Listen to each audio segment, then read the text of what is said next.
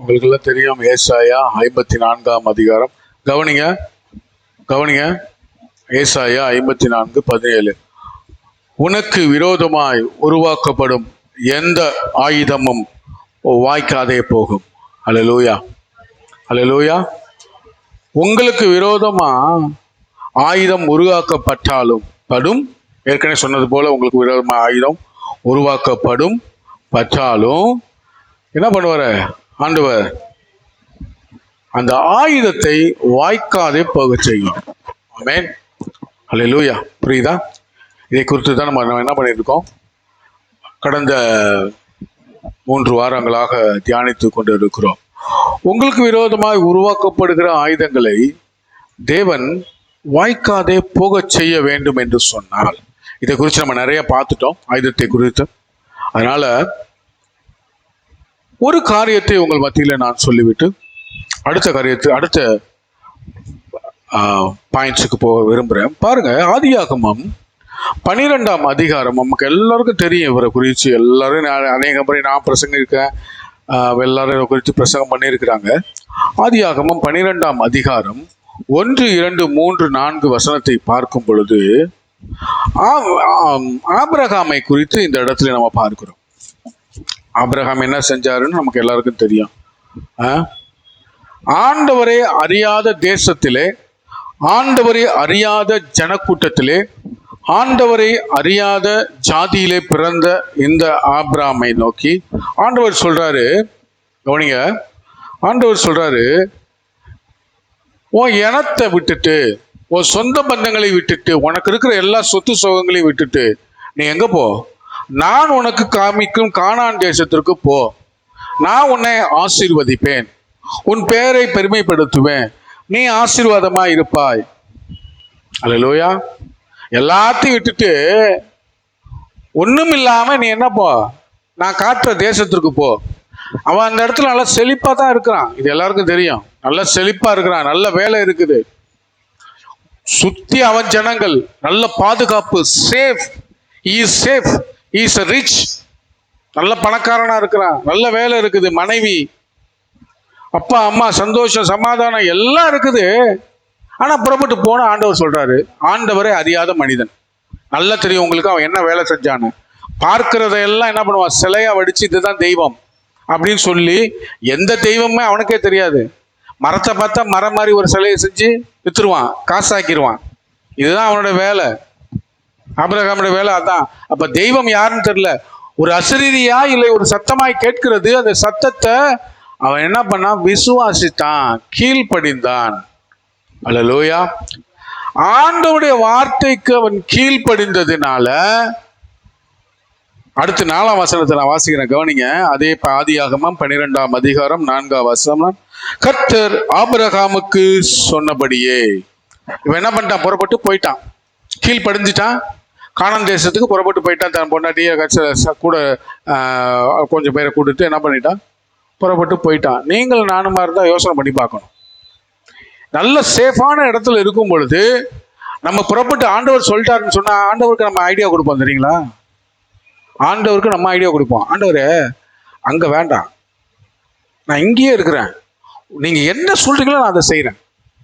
எப்படி? நான் இங்கேயே இருக்கிறேன், நீங்க என்ன சொல்றீங்களோ நான் செய்யறேன். நீங்க சொல்றதை மாத்திரம் நான் கேட்க மாட்டேன், நான் சொல்றதை நீங்க கேளுங்க. நம்ம இப்படிதான் இருப்போம், உண்மையா இல்லையா? நம்ம அப்படிதான் ஆண்டவருக்கு ஐடியா கொடுத்துருப்போம். நம்மளாம் ஆண்டவருக்கே ஐடியா கொடுக்குற ஆட்கள். அதனால ஆண்டவருடைய வார்த்தைக்கு அப்படியே கீழ்ப்படித்தான் இந்த ஆபிரகாம். அவன் வாழ்க்கையில ஆசீர்வாதம் உண்டாச்சு, நன்மை உண்டாச்சு, கோடீஸ்வரனா இருந்தா, செல்வ சீமானா இருந்தா, அவ்வளவு இருந்துச்சு, இவ்வளவு இருந்துச்சு, ஒட்டகம் இருந்துச்சு, ஆட்டுக்குட்டி இருந்துச்சு, நாய் இருந்துச்சு, பேய் இருந்துச்சு, ஒரு இது இருந்துச்சு, ஒரு நல்ல ஒரு நிறைய வேலைக்காரங்கள் இருந்தாங்க அப்படின்னு சொன்னா அப்படியே கீழ்ப்படிஞ்சாங்க. நம்ம வாழ்க்கையில அற்புதங்களை ஆண்டவர் செய்ய மாட்டாருன்னு புலம்பிக்கிட்டே இருந்தோம் அப்படின்னு சொன்னா, தேவனுடைய வார்த்தைக்கு கீழ்ப்படுகிறோமான்னு முதலாவது நம்மளை நாமே சோதித்து பார்க்கணும். அநேகர் கீழ்ப்படிவது இல்லை, அநேகர் இல்லை, 90% கீழ்ப்படுகிறது இல்லை. ஆண்டவர் போனா போதுன்னு தான் ஆசீர்வதிக்கிறாரு. நான் என்ன பொறுத்தவரை நான் அப்படிதான் சொல்லுவேன், போனா போகுது, என்ன பண்றது? பிள்ளையா வந்து சேர்ந்துருச்சு, ஞானஸ்தானம் எடுத்துருச்சு, பரிசுத்தாவியை பெற்றுச்சு, சபைக்கு வருது, காணிக்கை கொடுக்குது, தசமபாகம் கொடுக்குது. சரி போ. கீழ்ப்படிதல் மாத்திரம்தான் இல்லை, கீழ்ப்படிதலை விரும்புகிறேன், பலியை அல்லன்னு சொல்லிட்டாரு. ஆனா அழுத்தி ஆணித்தரமா வேற சொல்றாரு, பலி வேண்டாம், உங்க பலியெல்லாம் எனக்கு தேவையில்லை, கீழ்ப்படிதான் உத்தமம் அப்படின்னு சொல்லிட்டாரு. ஆனாலும் கேட்கறது இல்லை. போனா போற ஆண்டவர் ஆசீர்வதிக்கிறார். ஆனா இங்க பார்த்தோம் அப்படின்னு சொன்னா, நல்ல சூழ்நிலை வாழ்ந்து கொண்டிருந்த இந்த ஆபிரகாம் சொன்ன உடனே புறப்பட்டு போயிட்டான். அதனால்தான் ஆண்டவர் ஆசீர்வதிச்சார் அவனை, அதனால்தான் ஆண்டவர் அவனை உயர்த்தி வச்சார். அல்லேலூயா. நம்ம வாழ்க்கையிலும் ஆண்டவர் சொன்ன வாக்கு திட்டங்களை நம்ம கீழ்ப்படிக்கணும். ஆண்டவர் சொன்ன வார்த்தைக்கு நம்ம கீழ்ப்படுகிறவர்களாய் காணப்பட வேண்டும். அல்லேலூயா. ஒரு வாசிப்போம். அப்போஸ்தலர் 2ஆம் அதிகாரம் 38ஆம் வசனம். 2:38. அப்போஸ்தலர் 2:38 நான் வாசிக்கிறேன், கவனிங்க. பேதுரு அவர்களை பார்த்து சொல்றாரு, நீங்கள் மனம் திரும்பி. நல்லா கவனிங்க, விசுவாசிகள் எல்லாம் கவனிங்க, பிள்ளைங்க கவனிங்க, எல்லாரும் கவனிங்க. நீங்கள் மனம் திரும்பி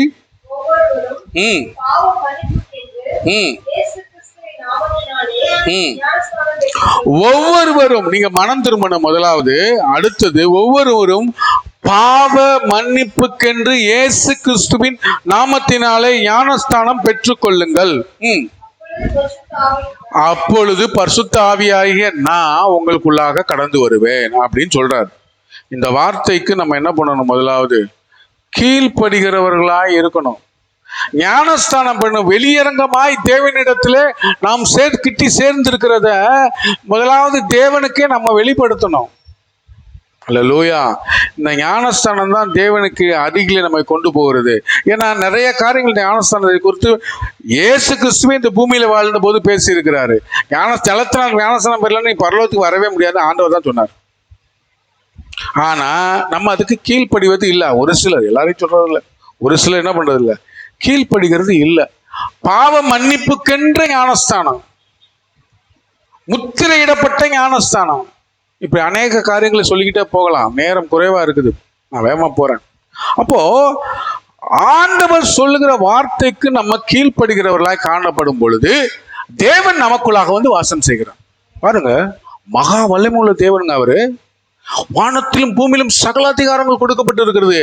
அவர் தான் ஆசீர்வாதமே. நம்ம சின்ன சின்ன சின்ன சின்ன ஆசீர்வாதங்களை கேட்கிறோம் ஆண்டவர்கிட்ட. ஆண்டவரே இதை செய்யுங்க ஆண்டவரே, ஒரு வீடு கொடுங்க ஆண்டவரே, இந்த வீடு பஞ்சாயத்தில் இருக்கு ஆண்டவரே, ஒரு வண்டி கொடுங்க ஆண்டவரே, ஆண்டவரே ஒரு 15,000 ரூபாய் பணம் கொடுங்க ஆண்டவரே, ஒரு 2 லட்சம் பணம் கொடுங்க ஆண்டவரே. இதெல்லாம் சின்ன சின்ன சின்ன காரியங்கள். அவர் தாங்க ஆசீர்வாதமே. அல்லேலூயா. கையை தட்டி தேவநாமத்தை மகிமைப்படுத்த வேணாமா? ஆமென். அவர் தான் ஆசீர்வாதம். நம்ம ஆண்டவர் சொல்ற வார்த்தைக்கு மனம் திரும்பி பாவ மன்னிப்புக்கின்ற ஞானஸ்தானத்தை எடுத்துட்டோம் அப்படின்னு சொன்னா அவர் நமக்குள்ளாக வந்து வாசம் செய்வார். அவ்வளவு வல்லமையுள்ள தேவன் நமக்குள்ளாக வாசம் செய்யும் பொழுது ஆசீர்வாதத்தின் ஊற்று நமக்கு திறக்கப்படும். அல்லேலூயா. அப்படிதான் இங்க திறந்துச்சு. ஆபிரகாமுக்கு அப்படிதான் திறந்துச்சு. அப்படியே கீழ்ப்படிந்தான். அவன் ஞானஸ்தானம் எடுக்கல, அந்த நாட்கள் அது தேவையில்லாத மாதிரி தான் இருந்திருக்கலாம். ஆனா சில காரியங்களை ஈடுபட்டாங்க. அதெல்லாம் நமக்கு இப்ப போயிட்டு இருந்தோம்னா நேரம் இருக்காது. அதெல்லாம் காரியங்கள்லாம் உங்களுக்கு எல்லாம் தெரியும். அப்போ அப்படியே கீழ்ப்படிஞ்சிட்டாங்க. மனம் திரும்பி ஞானஸ்தானம் எடுத்து சொன்னா போய் எடுத்துருவான், சொல்லலாம் செஞ்சிருப்பான். நம்ம அப்படி கீழ்ப்படியும் பொழுது பரிசுத்த ஆவியான் நமக்குள்ள வாசம் செய்வாரு. இந்த ஆவியானவர் நமக்கு என்ன பண்ணுவாரு? வேண்டிய காரியங்களை நமக்கு செய்கிறவராய் இருக்கிறார். அல்லேலூயா. அடுத்து ஒன்று வாசிப்போம். அதே ஆபிரகாமை குறித்து ஆதியாகமம் 22ஆம் அதிகாரம், ஆதியாகமம் 22 எடுத்தவங்க வாசிங்க. 10, 11, 12 எடுத்திருந்தீங்கன்னா வாசி. இல்ல, தவறு. ஆதியாகமம் 22 10, 11, 12. பின்பு ஆபிரகாம் தன் குமாரனை வெட்டும்படிக்கு தன் கையை நீட்டி கத்தியை எடுத்தான். அப்பொழுது கர்த்தருடைய தூதனானவர் வானத்திலிருந்து ஆபிரகாமே ஆபிரகாமே என்று கூப்பிட்டார். அவன் இதோ அடியேன் என்றான். அப்பொழுது அவர், பிள்ளையாண்டான் மேல் உன் கையை போடாதே, அவனுக்கு ஒன்றும் செய்யாதே, நீ அவனை உன் புத்திரன் என்றும் உன் ஏகசுதன் என்றும் பாராமல் எனக்காக ஒப்பு கொடுத்தபடியினால் நீ தேவனுக்கு பயப்படுகிறவன் என்று இப்பொழுது அறிந்திருக்கிறேன் என்றார். அல்லேலூயா. அதற்கு முன்பாக ஒரு வசனத்தை வாசிக்கிறேன். 22:2. அப்பொழுது அவர் உன் புத்திரனும் உன் ஏகசுதனும் உன் நேசகுமாரனுமாக ஈசாக்கை நீ இப்பொழுது அழைத்து கொண்டு மோரியா தேசத்திற்கு போய் அங்கே நான் உனக்கு குறிக்கும் மலையின் ஒன்றின் மேல் அவனை தகன பலியாக பலியிடு என்றார்.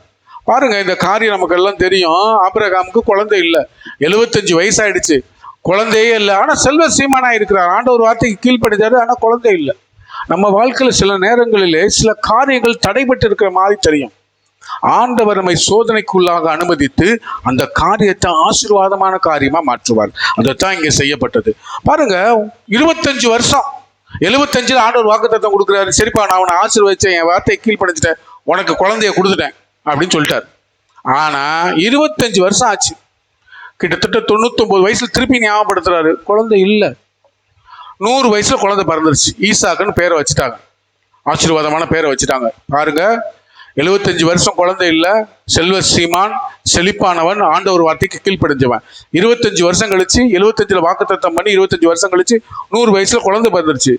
சும்மா அந்த ஆண்டவர் 12 வருஷம் அவங்க கூட வளர்ந்துக்கிட்டு இருக்கான். சந்தோஷமா போயிட்டு இருக்கு வாழ்க்கை, அமைதியா போயிட்டு இருக்கு வாழ்க்கை, செழிப்பா போயிட்டு இருக்கு வாழ்க்கை. ஆனா 12 வயசு ஆண்டவர் என்ன தெரியுமா சொல்றாரு? இவனுக்கு ஈசாக்கு 12 வயசு இருக்கும் பொழுது உன் குழந்தைய எனக்கு தகன பலியா கொடுன்றார்.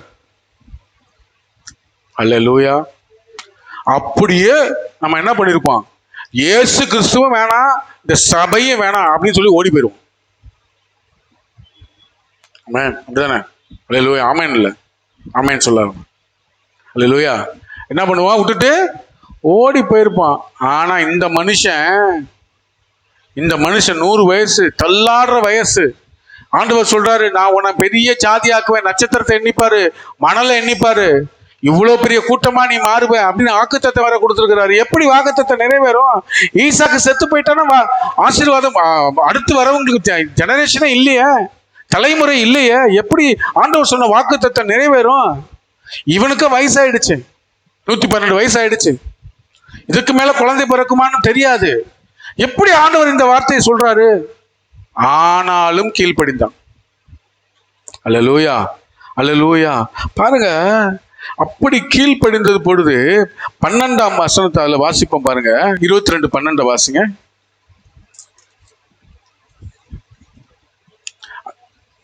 கண்ணாடி போட்டு கண்ணு தெரியல.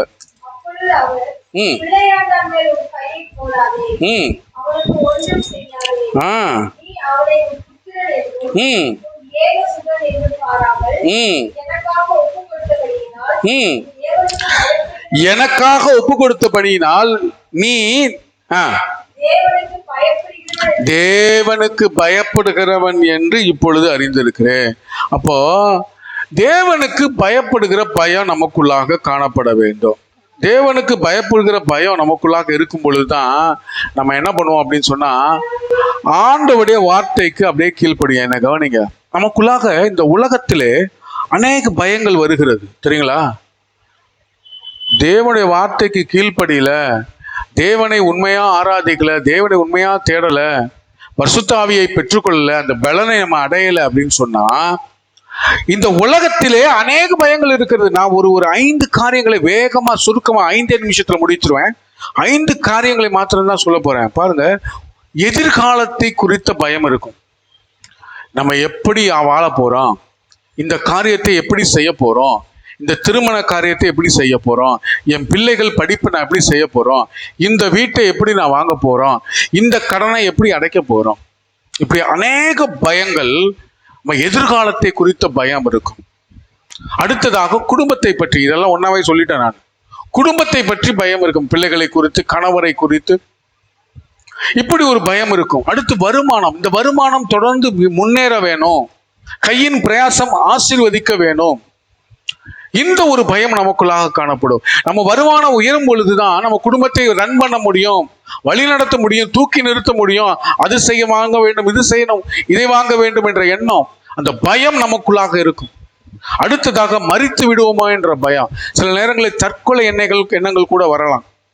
அல்லேலூயா. பிசாசு இந்த காரியத்தெல்லாம் செய்வான் நமக்கு. தற்கொலை என்ன, இதை நம்மளால செய்ய முடியாது, இதை செய்ய முடியாது. எப்போ இந்த பயங்கள்லாம் நமக்குள்ள வருது? அடுத்ததாக கடன் பாரங்கள். இந்த கடனை நம்ம எப்படி அடைக்க போற? வரிசையா சொல்லிட்டேன், எல்லாத்தையும் வேகமா சொல்லிட்டேன். கடன் பாரங்கள், இஎம்ஐ கட்டணும் மாசம் ஆனா, இதற்கு வாங்க டிவி வாங்கினதுக்கு இஎம்ஐ, வண்டி வாங்கினதுக்கு இஎம்ஐ, கார் வாங்கினதுக்கு இஎம்ஐ, வீடு வாங்கினதுக்கு இஎம்ஐ.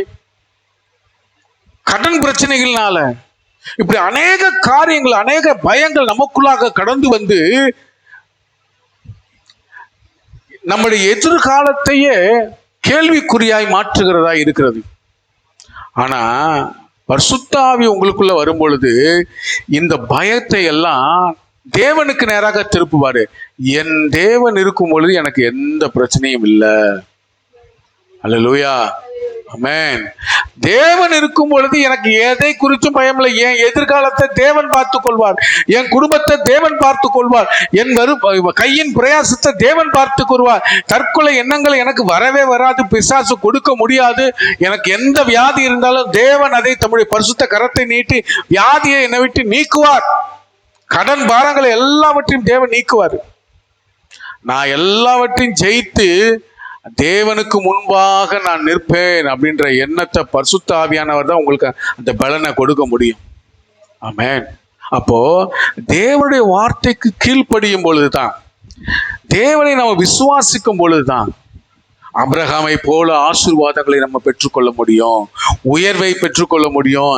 இந்த தேவனுக்கு பயப்படுகிற பயம் நமக்குள்ளாக வேண்டும். அப்போதான் உலக பயங்கள், உலக கவலைகள்லாம் நம்ம விட்டு நீங்கும். ஏன்னா பரிசுத்த ஆவியானவர் நமக்குள்ள வருவாரு. மனம் திரும்பி ஞானஸ்தானம் எடுப்பதனால பரிசுத்த ஆவியானவர் நமக்குள்ள வருவாரு. அவர் இந்த உலக பயங்களில் இருந்தெல்லாம் நம்மளை நீக்கி ஒரு புதிய பலனை கொடுப்பார். ஐயா உயர்த்தி ஆமேன்னு சொல்லுவோமா? அல்லேலூயா, அல்லேலூயா. பாருங்க, ஏசாயா 8ஆம் அதிகாரம் 13ஆம் வசனத்தில் இப்படியாய் சொல்லப்பட்டிருக்கிறது. ஏசாயா 8:13 பின்பகுதியிலே நானே வாசிக்கிறேன், நீங்க கவனிங்க. பின்பகுதி இப்படியாய் சொல்லப்பட்டிருக்கிறது. அவரே உங்கள் பயமும் அவரே உங்கள் அச்சமுமாயிருப்பாராக. வேற எந்த பயமும் நமக்கு தேவையில்லை. அல்லேலூயா. அவர் தான் நமக்கு பயமா இருக்கு. தேவனை பார்த்து மாத்திரம் பயந்தா போதும். உலக பயம் நமக்கு தேவையே இல்லை. தேவன் எல்லாவற்றையும் பார்த்துக் கொள்வார். அல்லேலூயா. உங்கள் குறைவுகள் எல்லாம் தேவனுக்குள், கிறிஸ்து இயேசுவுக்குள் நிறைவாய் மாற்றப்படும். உங்க எதிர்காலத்தை தேவன் பார்த்துக் கொள்வார். நீங்க உங்க எதிர்காலத்தை நிச்சயிக்க வேண்டிய பயமே தேவையே இல்லை. வாலிப பிள்ளைகள் எல்லாம் இருக்கிறீங்க, உங்க எதிர்காலத்தை தேவன் பார்த்துக் கொள்வார். அல்லேலூயா. அதான் நான் அறிவிப்பு காரியத்து நேரத்தில் சொன்னேன். நான் என்ன சொல்றேன்? வார்த்தையை தியானிக்கணும், சொல்லப்பட்ட வார்த்தையை தியானிக்கணும். போன உடனே சபையை விட்டு வெளியே போனா வார்த்தையை தூக்கி போட்டு போயிடக்கூடாது. அதை தியானிக்கும் பொழுது ஒரு புதிய பலன் உங்களுக்கு கிடைக்கும். ஆமென். வார்த்தையிலே வல்லமை இருக்கிறது. தேவன் வார்த்தையா இருக்கிறார் என்று வேதம் சொல்லுகிறது. அல்லேலூயா, அல்லேலூயா. நீங்க புது பலனை அடையும் பொழுது இந்த பயங்கள் எல்லாம் மாறும். தேவனுக்கு பயப்படுகிற பயம் உங்களுக்கு வேணும். தேவனுக்கு கீழ்ப்படுகிற அந்த பயம் உங்களுக்கு வேணும். அப்பொழுதுதான் பரிசுத்த ஆவியின் வரத்தை பெற்று அந்த புது பலனை நீங்க அடைந்து கொள்வீங்க. ஆமென். நீங்க உலகமெங்கும் சாட்சியா இருப்பீங்க. நான் சொல்ல, மத்தேயுல சொல்லப்பட்டிருக்கிறது கடைசியில. அல்லேலூயா. பரிசுத்த ஆவியின் பலனை பெறும்பொழுது உலகமெங்கும் சாட்சியா இருப்போம். நமக்கு சாட்சியா இருப்போம், குடும்பத்துக்கு சாட்சியா இருப்போம், சுற்றத்தாருக்கு சாட்சியா இருப்போம், உலகமெங்கும் சாட்சியா இருப்போம். அல்லேலூயா. அப்போ மனம் திரும்பி பாவ மன்னிப்புக்கென்று ஞானஸ்தானம் பெற்றுக்கொள்ளுங்க. அப்பொழுது பரிசுத்த ஆவியின் வரத்தை பெறுவீங்கன்ற வார்த்தை நம்ம வாழ்க்கையில நிறைவேறும். ரெண்டாவது, இதனால தேவன் நமக்குள்ளாக வாசம் செய்கிறதுனால நமக்கு விரோதமா எந்த ஆயுதம் உருவாக்கப்பட்டாலும் அது வாய்க்காதே போக செய்வார். கையை தட்டி தேவ நாமத்தை மகிமைப்படுத்துவான். உங்களுக்கு விரோதமா எந்த ஆயுதம் உண்டாக்கப்பட்டாலும் தேவன் அதை வாய்க்காதே போக செய்வார். ஏன்னா உங்களுக்குள்ள இருக்கிறவர் இந்த உலகத்தில் இருக்கிற எல்லாவற்றையும் விட உலகத்தில் இருக்கிறவனை காட்டிலும் அவர் பெரியவராய் இருக்கிறார். அல்லேலூயா. அடுத்ததாக பார்த்தீங்கன்னா, சும்மா வேகமா போறேன். ஏசாயா 11:2 பின்பகுதியில கர்த்தருக்கு பயப்படுகிற பயத்தையும் அருளும் ஆவியுமாக கர்த்தருடைய ஆவியானவர் உங்க மேல இருக்கிறார், அவர் மேல தங்கி இருக்கிறார் சொல்லப்பட்டிருக்கிறது. நான் சொல்றேன், உங்க மேல இருக்கிறாரு. ஆமென். எப்போ? ஞானஸ்தானத்தை பெற்றுக்கொள்ளும் பொழுது, தேவனுக்கு கீழ்ப்படியும் பொழுது, தேவனுடைய வார்த்தை விசுவாசிக்கும் பொழுது, கர்த்தருக்கு பயப்படுகிற பயம் உங்களுக்குள்ளாக இருக்கும் பொழுது நீங்க எப்படி இருப்பீங்க? ஆசீர்வாதமான ஊற்றா இருப்பீங்க. அல்லேலூயா. அல்லேலூயா. அப்போ உங்களுக்கு விரோதமாக உருவாக்கப்படுகிற எந்த ஆயுதங்களும் வாய்க்காதே போகும். இந்த ஆபிரகாம் அப்படி இருந்ததுனாலதான் ஆசீர்வாதம் கிடைச்சிச்சு. அதே ஆசீர்வாதம் நமக்கு வேணும் அப்படின்னு சொன்னா அதே கீழ்ப்படிதல், வார்த்தைக்கு கீழ்ப்படிதல், வார்த்தையை கவனிக்கிறது, தியானம் பண்றது, அப்படியே நம்ம ஆண்டவர் சொல்ற காரியங்கள் எல்லாம் நம்ம அப்படியே செய்யறவர்களாக காணப்படும் பொழுது நம்ம ஆசீர்வாதமா இருப்போம். நமக்கு எந்த பயம், எதிர்காலத்தை குறித்த பயம், குடும்பத்தை குறித்த பயம், வருமானத்தை குறித்த பயம், தற்கொலை எண்ணங்கள், கடன் பாரங்கள், எல்லா பயங்களையும் நீக்கி தேவனே நமக்கு பயமா இருப்பார். தேவனை பார்த்து தான் நம்ம பயப்படணும், வேற எதை குறித்து பயப்பட வேண்டியதில்லை. தேவன் எல்லாவற்றையும் பார்த்துக் கொள்கிறவராக இருக்கிறார். அதோடு கூட உங்களுக்கு விரோதமா எந்த ஆயுதம் வாய்த்தாலும் உருவாக்கப்பட்ட அது வாய்க்காதே போகும். ஆமென். அல்லேலூயா. அப்படி